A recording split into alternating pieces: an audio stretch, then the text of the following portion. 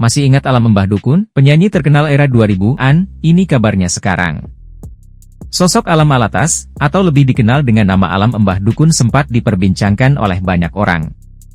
Namun, dirinya kini mulai jarang tampil di layar kaca. Baru-baru ini, Alam Mbah Dukun muncul di layar TV. Namun, ia muncul bukan untuk menghibur masyarakat, melainkan tampil menjadi bintang tamu di acara talk show salah satu stasiun TV swasta. Penampilannya pun tak jauh berbeda saat pertama kali muncul di layar kaca. Kini Alam Mbah Dukun punya kesibukan baru. Ia banting setir melakoni profesi bukan sebagai seorang penyanyi.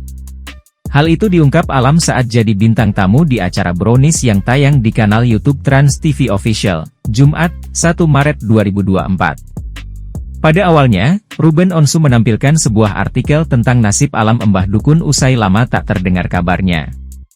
Lalu, Alam membenarkan bahwa dirinya saat ini tengah berkebun. Sang penyanyi mengaku menanam tumbuhan albasia atau sengon. Ia juga mengungkapkan bahwa profesi langka yang dimilikinya ini untuk investasi hidupnya. Tak berhenti sampai di situ. Adik Fetty Vera ini mengaku selalu panen per hektar dengan tanaman berbeda-beda. Namun, ia tak mau mengaku mengenai luas lahan perkebunannya yang sedang digarapnya saat ini.